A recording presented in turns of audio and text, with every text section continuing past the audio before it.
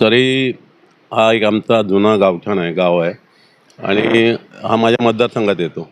बऱ्याच दिवसापासूनची नागरिकांची इथल्या मागणी होती की हा रस्ता जो विहिरीपासून तर मेन रोडपर्यंत जातो, तो खड्डे झालेत, बऱ्याच वर्षापूर्वी झालेला आहे, पण तो काँक्रिटीकरण पुन्हा करावा आणि आज आपण तो सँक्शन करून घेतला आहे आणि त्याचा नारळ फोडून आपण शुभारंभ केला आहे. याचं काँक्रिटीकरणाचा एक रस्ता, चांगला रस्ता या ठिकाणी उपलब्ध होईल लोकांसाठी. केलं ते माझे मित्रच आहेत पांडे, त्यांनी ती लावली त्या मला वाटतं कार्यक्रमा दिवशी ते होते तिथे आपल्याबरोबर.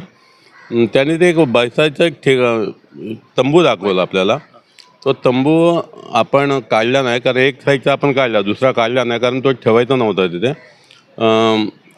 पण तो ठेवला याच्यासाठी की आमदार तुकाराम कातेजी यांनी असं म्हटलं की ते बैठक व्यवस्था मी करून देणार आहे आणि तिथे वॉर्निंग वॉकला जाणारे किंवा खेळाडूंसाठी शौचालयाची व्यवस्था त्या मैदानात असायला हवी अशी आमची मागणी होती. तर माझ्याकडे तो फंड कमी पडला, त्यामुळे त्या आमदार म्हणाले की मी करून देईन, म्हणून तो आपण तिथे ठेवला. त्यात भ्रष्टाचार वगैरे असं काही झालेलं नाही. ते काढायला लागले तर किती वेळ लागला असता, काढून फेकायची होती काँक्रीट. जनतेच्या मनात साहेब शंका आलेली की काय भ्रष्टाचार झालाय नेमकी, की पत्रकार जाऊन तिथे दाखवतो. आता त्यांनी ते खड्डे दाखवले की एवढं सगळं चांगलं केलं आणि हा खड्डा ठेवला.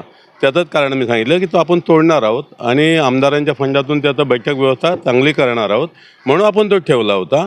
आणि नेमकं त्याच्यावर त्यांनी बोट ठेवलं. पण त्यांनी माझ्याशी बोलायला तरी पाहिजे होतं. निदान पत्रकार जेव्हा किंवा तुमच्यासारखे पत्रकार न्यूज मेकर जेव्हा तुम्ही लोकांपर्यंत जाता आमच्या बातम्या घेऊन, तेव्हा ज्याविषयीचं तुम्हाला माहिती पाहिजे ती आमच्याशी बोललं पाहिजे, आमच्याकडे निरसन करून घेतलं पाहिजे. आणि तुम्हाला वाटलं ना खरोखर यात चूक झाले तर तुम्ही ते हायलाईट केलं पाहिजे. पण कधी कधी असं होतं की काही आमिषापोटी किंवा काहीतरी इच्छेपोटी आपण चुकीचा निर्णय घेतो आणि लोकांपर्यंत संभ्रम तयार करतो. असं होऊ नये असं माझी अपेक्षा आहे. तेही माझे मित्र आहेत, त्यांनी का केलं त्यांना विचारावं लागेल. संपर्क करायचा प्रयत्न केला होता. मी एक दोनदा फोन केला पण त्यांनी फोन उचलला नाही. कदाचित त्यांना बोलायचं नसेल माझ्याशी. ठीक आहे, पुन्हा भेटतील तेव्हा बोलतील माझ्याबरोबर.